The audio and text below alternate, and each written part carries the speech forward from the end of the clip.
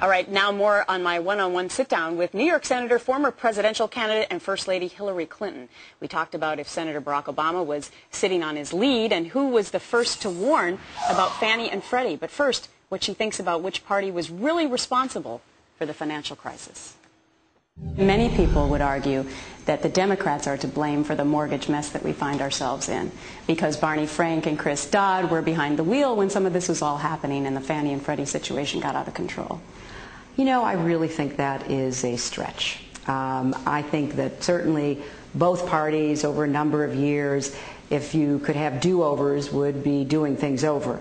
But I don't think there's any doubt that the attitude toward regulations adopted by this administration, the lack of concern even about what was happening in all of these new markets that were being created, which hardly anybody understood, putting people who were just through and through deregulators in charge, like at the SEC and elsewhere, was the precipitating cause. And if it were just what had happened with Fannie and Freddie, you might say, look, it was a political problem.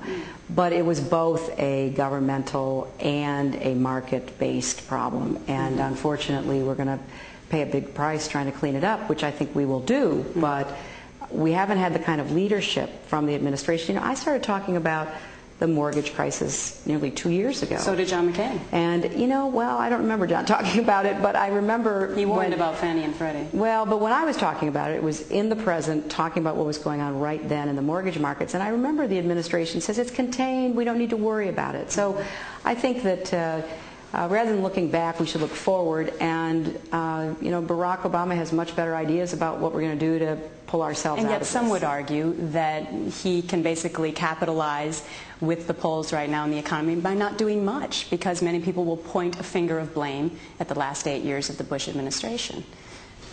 Well, but I think there's a lot of truth to that, since the last 8 years of the Bush administration have been, in my view, very bad for the country, and we're seeing the day of reckoning when it comes to the economy.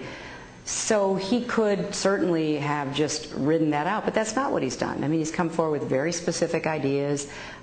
He expanded on his economic emergency measures by talking about what we need to do for the middle class and working families. So he has been pushing a lot of the solutions that I think are best for the country. Senator Clinton, thank you so much for sharing your time with us today. We'd like to invite you to our curvy couch. I will come and see you. Let's get through this election, and then as the senator from New York, I'll come to the curvy couch. Great to see you in person. Thank you, Gretchen. There you go. It's a date. All right, we want to get reaction.